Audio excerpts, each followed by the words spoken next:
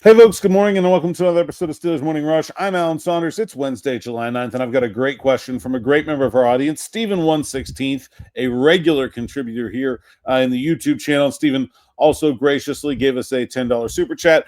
Stephen said, I love the show, guys. I'm counting 7 cornerbacks on the roster that are 53-man roster guys. How many do the Steelers normally keep, and who might be on the bubble? Are we still looking at adding a slot cornerback? Thanks.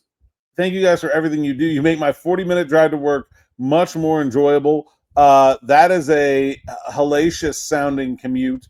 So appreciate you, Stephen, for always asking questions, and glad we can be of any service to you during that lengthy commute. So the Steelers normally, I would say, keep 10 defensive backs. Splitting hairs between safeties and corners is a little bit difficult, but 10 defensive backs is pretty commonly the number you're looking for.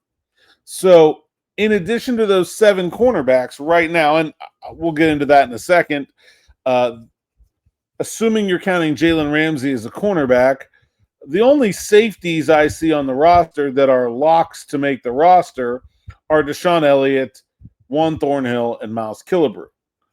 So then you could put 7 corners with those 3 safeties and get 10 defensive backs. I think this would work if the assumption is that either Jalen Ramsey or Darius Slay, more likely Ramsey, is going to play a good bit of safety. If that's the plan, I think this works. Basically, Ramsey becomes your 4th safety, and then you only have 6 cornerbacks. If Ramsey's going to play more in the slot, they probably need another safety that's going to make the team, whether that's an external addition, or maybe they'll try Sebastian Castro at free safety, but I don't really see that in his skill set, and you would not want 3 guys who can only play strong safety in Deshaun Elliott, Miles Killebrew, and Sebastian Castro to make the team. So I think it works if the idea is Ramsey or Slay is going to be your safety. If the idea is that they're going to sign a safety and that safety is going to be someone like, Blackman or Simmons, who's out there, who's probably at the very worst going to split time with Thornhill, if not start, then I think it gets a little crowded because then you're saying the top 3 corners are Porter, Slay, Ramsey. I think we can assume that Corey Trice and Brandon Echols make the team. That's 5. And then you're talking about 1 spot for Beanie Bishop, James Pierre, Donte Kent. In fact, you're cutting one of those guys anyway. When you say 7 corners, I mean, I really have 8 that I consider, if you count Ramsey as a corner, to be 53-man caliber players. Now, Donte Kent's a 7th-round pick. It's nothing to cut him, but I think he is a rosterable player. Even if you leave Kent off, though, and just say, okay, he's for the practice squad, the 7 work if you have Porter, Slay, Ramsey, Echols, Pierre, Trice, Bishop, and then only 3 safeties, Elliott, Thornhill, Killebrew. But that means one of Ramsey or Slay has to play a lot of safety. Otherwise, if you bring in a safety, I think then you're looking at cutting Pierre, who honestly, I think really – outside of special teams, there's no way he plays because, I think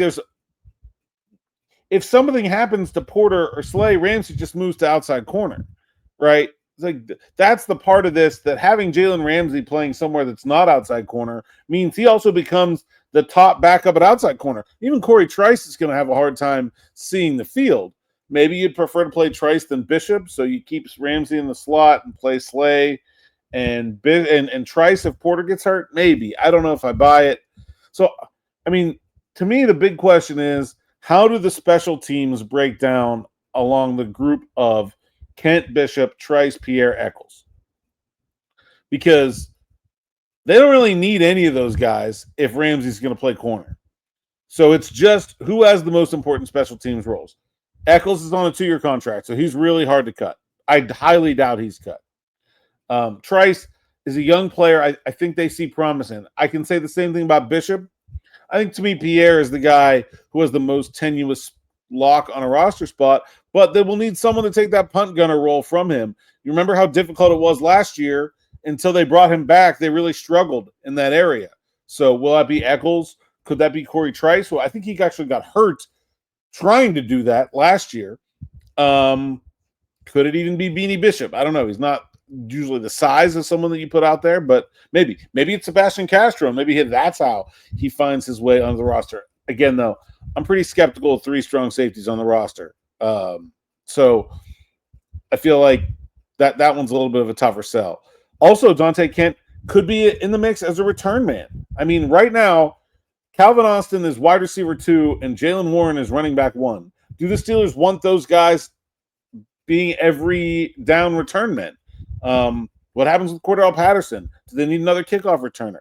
Kent returned punts in college, but I mean, the NFL kickoff is different. So we'll see how he does there. Maybe he makes the team as a return man, and then that forces another move somewhere else. A lot of moving parts here. Don't necessarily think they're done, but I'm not sure that we have a good answer as to where even the position battles and the cut battle, the roster battles will come in training camp in the secondary. Great question, Steven. Thanks as always for the super chat. You don't have to use the super chat. We will get to your question eventually, but that definitely gets you to the front of the line.